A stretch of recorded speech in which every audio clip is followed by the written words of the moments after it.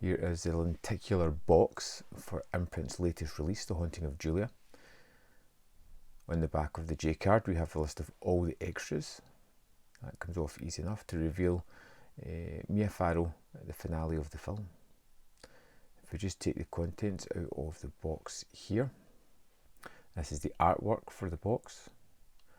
Inside we have the film on Blu-ray and we have the CD soundtrack included as well. This has reversible artwork, which has the original title of Full Circle on it as well. There is also a booklet included in this one, which has an essay by Sean Hogan.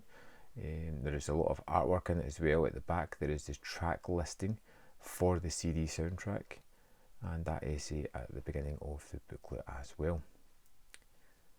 Number 218 in the Imprint series in this fancy box set is The Haunting of Julia, otherwise known as Full Circle, from 1977.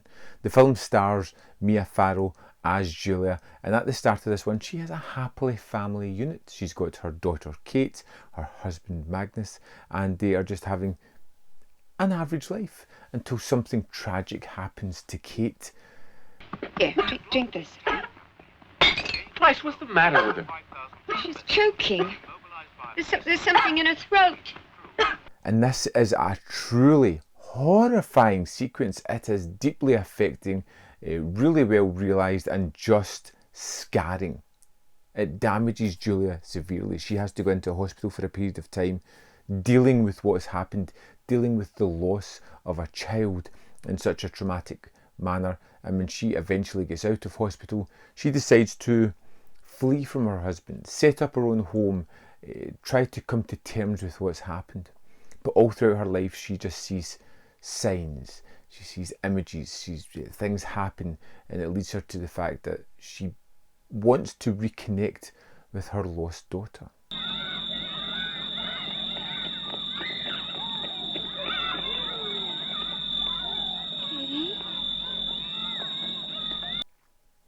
There's a wonderful seance sequence in this one where they bring people into the house just to try and break Julia from her mood, give her something to occupy her evening, but the psychic breaks down before even starting the seance and flees from the house, telling her to get the hell out of there.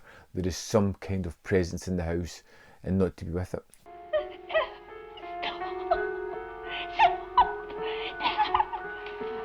Dad, are you all right? Julia, of course, starts to see this as her daughter, and throughout the film she starts to kind of connect with various people who are taken out in various manners as well, leaving her isolated and alone as she struggles to come to terms with what has happened and with the presence that could be in the house. Is it her daughter? Is it some other girl where a tragedy has happened to? And she investigates what happened to that. And you get this very interesting story. It's a sort of quick start to the movie and then a more sedate, languid pace as it goes through it all. You have the mystery of who is the presence in the house. Is it malevolent? What's going on there? How she is coping with it. Her grief and anxiety and troubles is the driving force of the film. And this is what I really liked, because a lot of it is played as though there is a ghostly apparition, something horrible is happening, but everything could be explained in accidental circumstances. This could all be in Julia's head.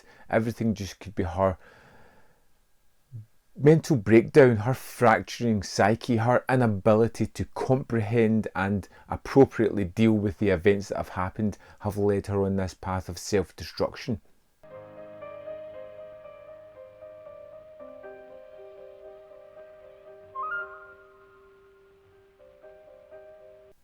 A path where there is no other end than to what she's heading towards. And I really like that. And I feel that Mia Farrow gives a really great performance as someone who is deeply flawed, deeply in the realms of grief, who's struggling to comprehend and who is looking for any kind of hope whatsoever, even though it's always being ripped from her, even though it's on things that are wildly out and just not something that's truly there.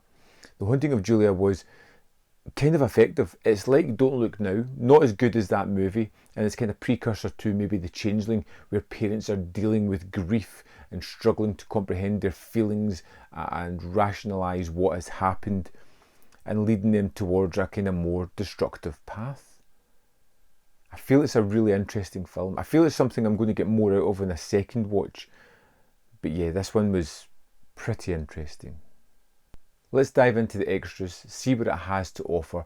Here we are in the disc for The Haunting of Julia. You'll see we have film versions here where you can watch The Haunting of Julia or with the full circle credits.